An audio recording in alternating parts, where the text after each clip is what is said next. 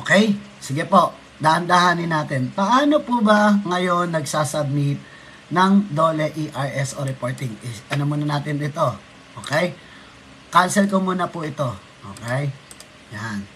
So, for that, guys, ito po pakinggan nyo po mabuti para po lahat kayo, okay, ay well identify natin. Okay? Ganito.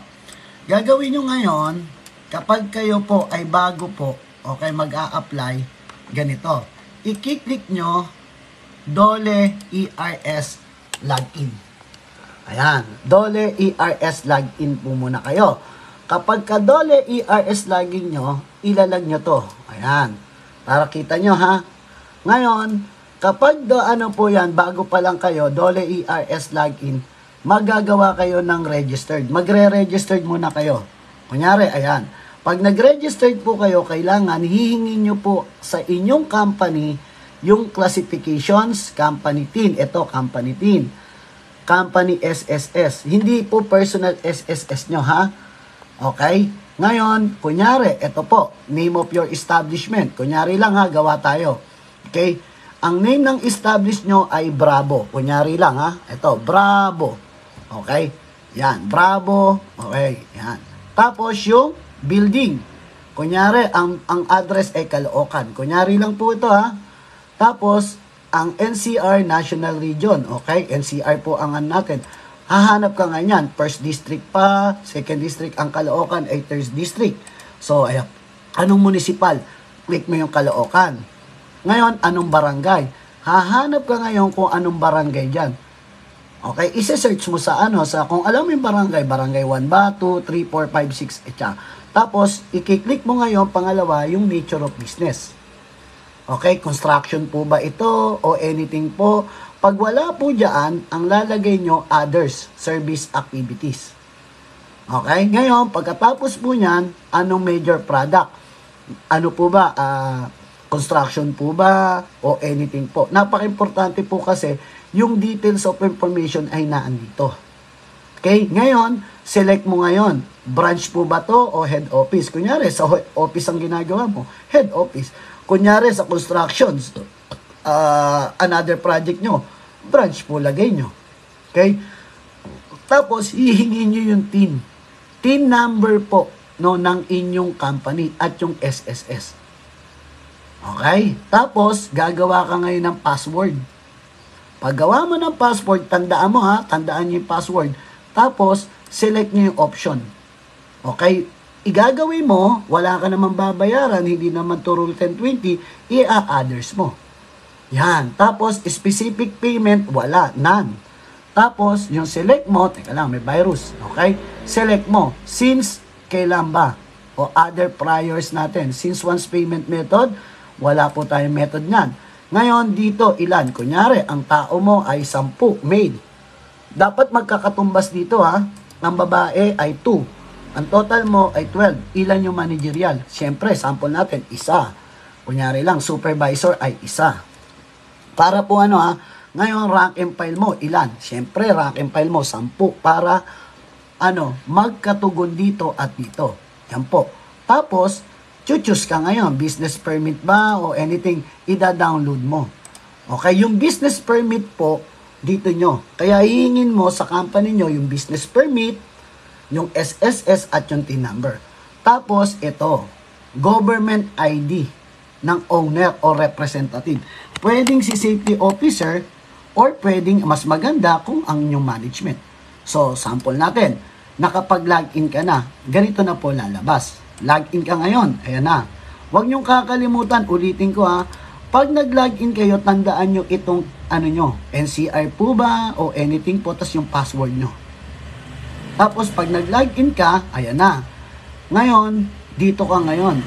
Yung DOLE, reporting wire mo. Kung meron po ba, pipila pa mo yan. Ngayon, kailan po ako magsasubmit ng annual report? Ito naman po. Mag-click ka ngayon, uli, ng DOLE Annual Report Medical, DOLE Annual Medical Report. I-click mo ngayon siya. Tapos, i-click mo yung OSH report. Pag OSH report mo, agree ka. Ngayon, pipin upan mo uli siya. Sige, gawa tayo. Okay? Pipill up mo siya. Number of, ayan, Bravo, ayan na. Ito na, NCR. Ngayon, select of business, employee. Di ba, sinabi natin, 2, 12. 12 po yung total. Ayan po yung total, 10, 2, 12. Nature of business, wala dito. Kunyari, sinabi natin, gasoline station siya. Ilagay mo dito, other specify. Dito mo siya i-specify. Ayan po, gasoline. Ayan sa dulo.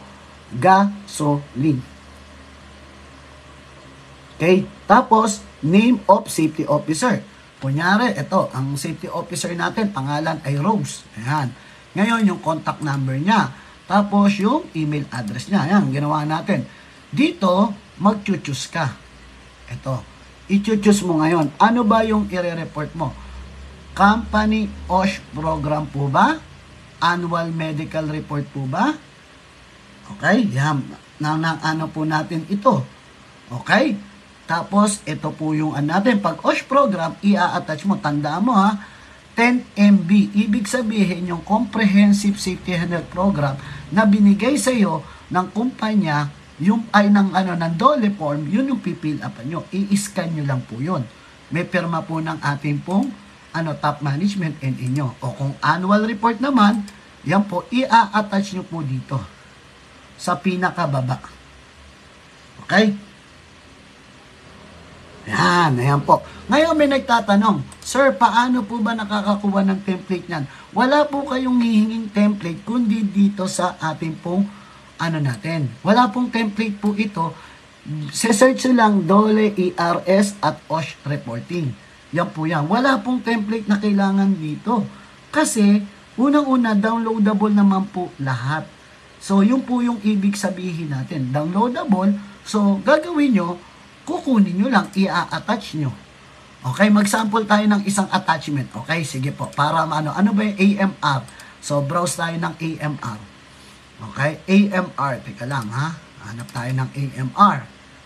Okay, AMR. Ayan.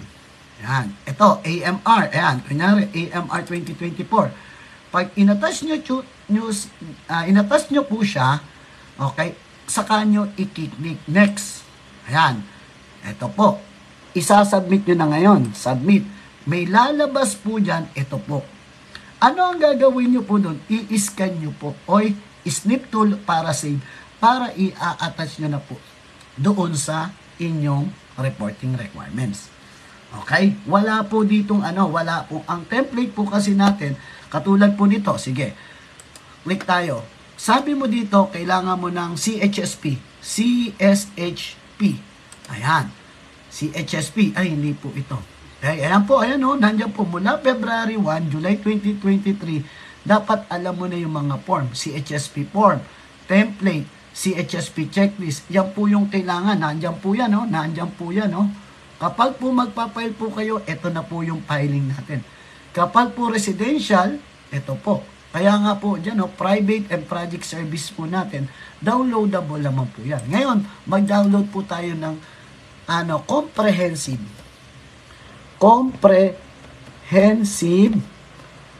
safety program. Comprehensive. Okay? CHSP. Ayan template na. Ito na.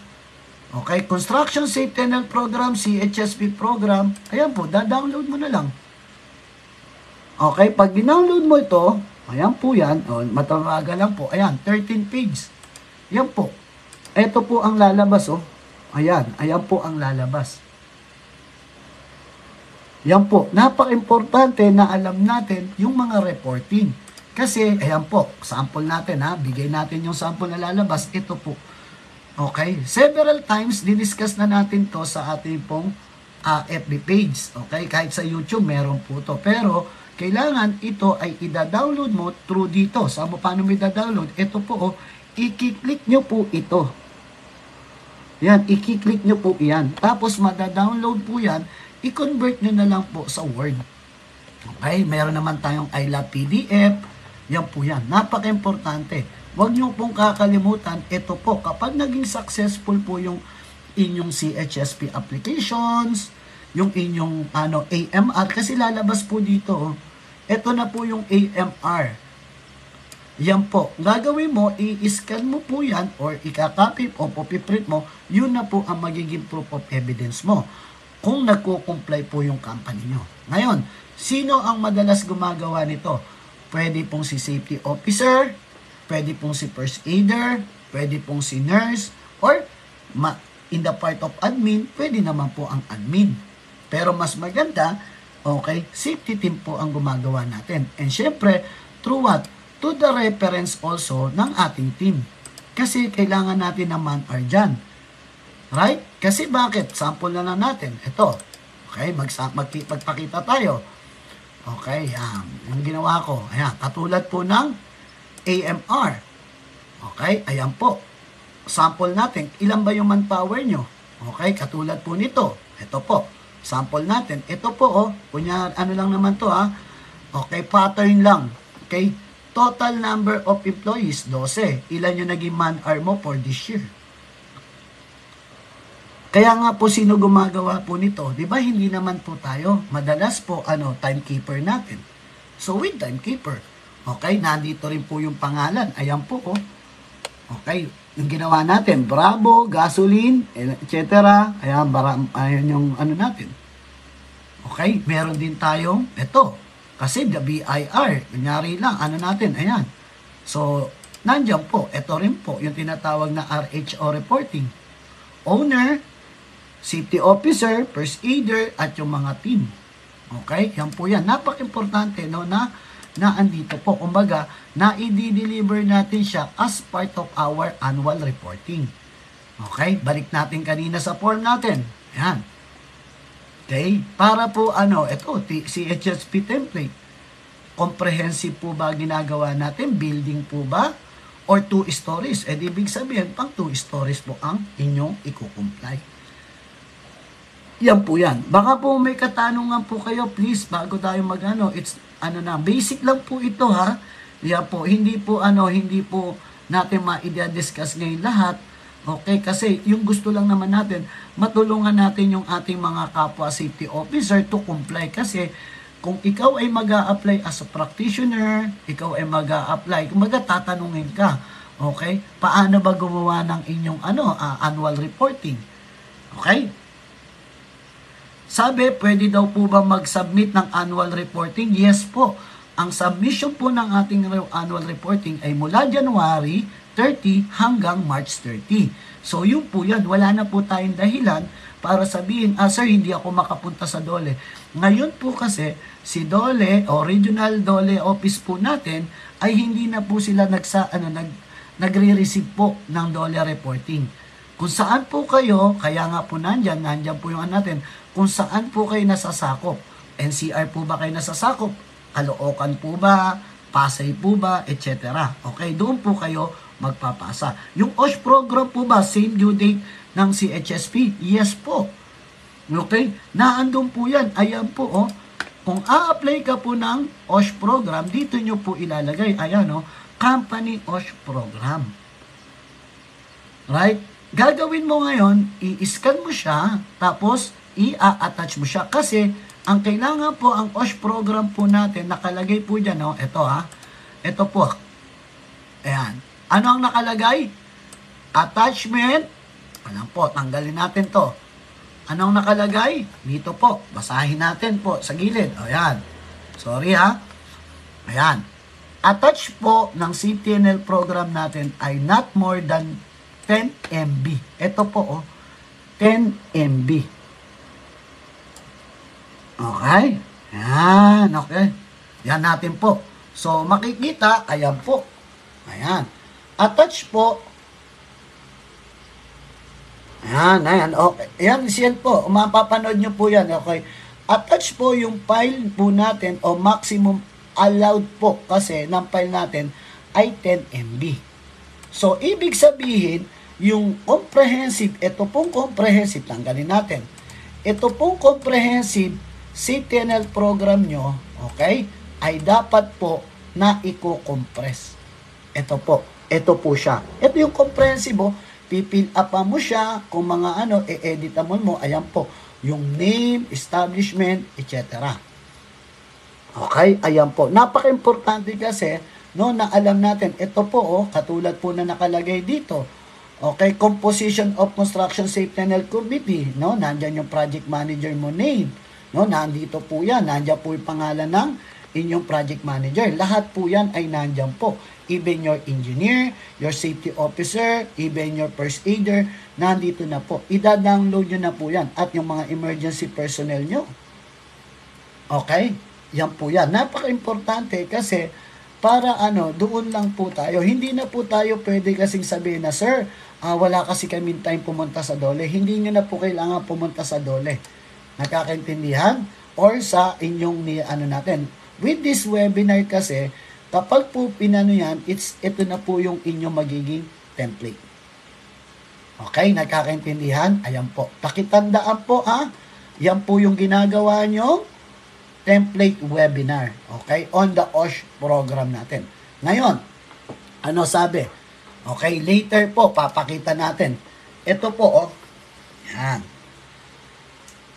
So, kapag po nakapag-submit po kayo, niyan, okay, ng annual reporting, meron po kailangan i-gawin nyo po ito po. Ayan, i-print nyo. Ito po, katulad po nito. Ayan, ipiprint nyo po ng ganyan. Successful, ayan, naging successful, ayan, i-ano nyo lang, sa inyong AEDR, okay, sa inyong monthly reporting, okay, minutes of the meeting, ito kasi lalabas, minutes of the meeting, ito yung AMR nyo, ito yung Safety and Health Committee nyo. Yan po yan. So, yung mga dapat nyong isubmit ay dapat approve, gagawin nyo, ikakopy nyo para alam nila na meron pag nag-site inspection po sila, ganyan po. Yung new rule ng 1020 website ba yun, sir? Yung rule 1020 dollar registration po, okay, ay rin po, ay isasubmit din natin through webinar. Okay? Yan po. Sir, sabi, paano kung pag madaming company, isang building, magkakaiba yung mga annual reporting? Ganito. Click. Opo lahat po ng subcontractor, they need to submit their own annual reporting and their OSH program po. Hindi po pwedeng si general contractor lang po ang magsasubmit. Para clear po, lahat po tayo. Okay, kaya po naandyan po yan, ang pangalan po ng company nyo, yun yung lalabas. Okay, yan po yung ipoprogram po natin. Any question po? Okay natin po sa workplace natin.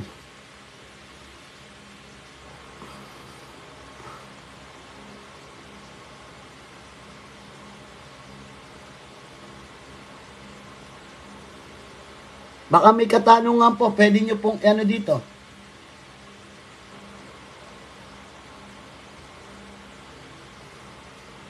Ayan.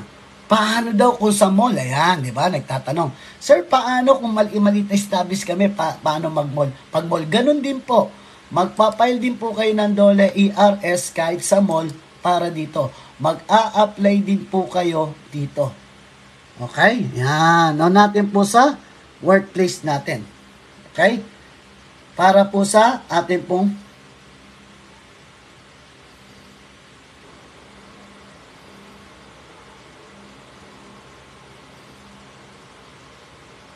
yan. Any question po? Yan. Sabi kasi ng regional, ang number po ng of workers daw ay kasama sa third party or tenants. Ano sabi? Sabi po kasi ng regional, ang number po of workers daw ay kasama yung third party at tenants. Ito ang tanong. Kung nasa kontrata nyo, na dapat po kasama ang tenants at third party, ilalagay nyo. Pero kung wala sa kontrata nyo, kaya nga po may mga safety officer po yan. Okay? Yan po ang lagi nyo tatandaan. Kaya nga po, you need to, and they need to perform. Okay? Yung mga third party natin po o yung mga tenants natin, kailangan may reporting din po sila. Kasi any accident, incident report na nangyari doon sa inside of the workers, they need to perform also. Kasi ang nawawala po sa kanila ay yung ECC compliance. Tandaan nyo Kapag po ang management ay hindi nagre-report, ang natatalo po ay ang ating mga worker. Kasi hindi po nila nakukuha yung karapatan nila. Sample, the ECC, ECC help po natin or the Employers Compensation Commission help. Paano kapag general contractor ang nagre-report? Diba, yun yung sample natin. Kaya napaka-importante, even third party, even yung mga subcontractor natin, they need to submit a reporting para kapag hiningi ni ECC or ni SSS, meron silang reporting. We need to teach them like that kasi ang natatalo ay hindi po ang ating employer. Ang natatalo po ay ang ating mga employee. Yun po yung lagi naming sinasabi para po mas maintindihan nila na meron po tayong meron po silang nawawalang tulong, no, na dapat nilang nare-receive. Yan po yung ibig kong sabihin. Wala naman pong problema kung gagawin mo ito as a general contractor, it's good. Okay, pero dapat po, okay, ang isa sa mga gumagawa nan ay yung their own company. Okay, nagkakaintindihan? Any question po? Baka meron po kayong katanungan, please don't hesitate to ask. Okay, ito konti lang yung oras natin para doon sa atin pong direktiba katulad nito. Ang importante kasi katulad dito ay nabibigay natin yung compliance. Yun lang naman po yung kailangan natin dito eh.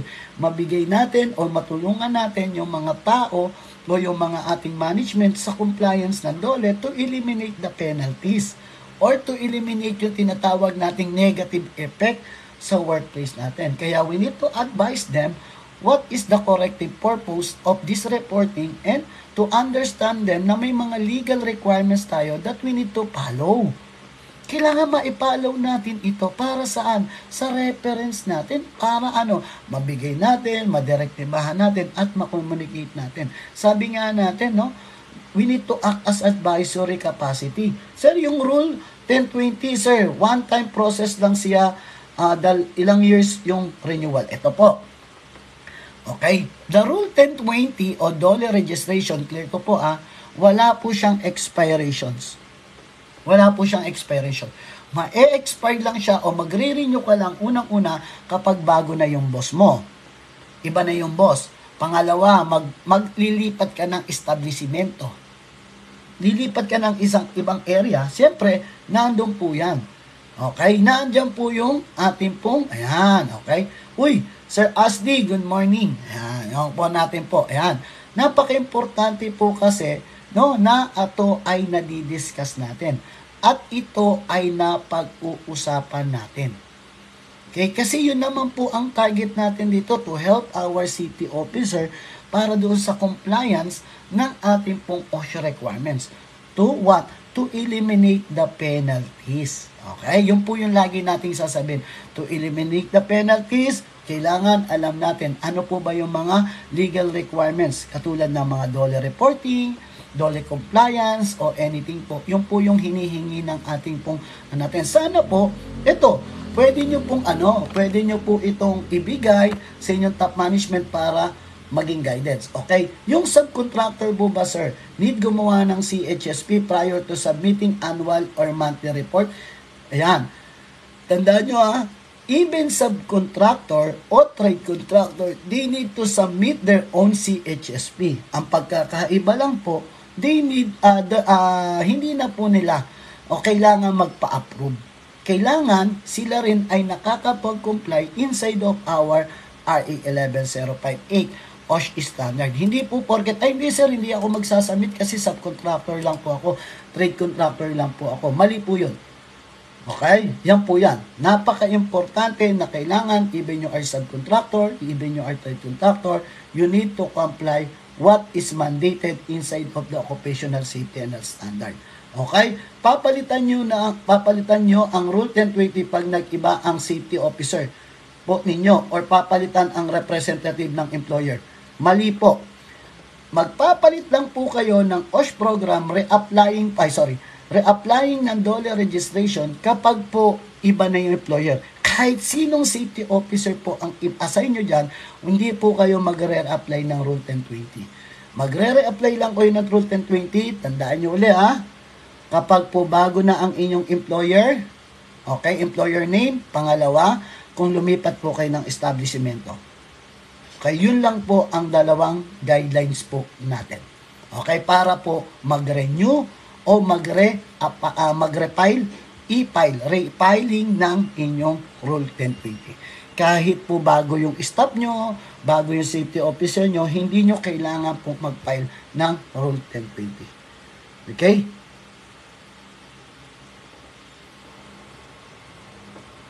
Ano pa? May online submission ba ng CHSP?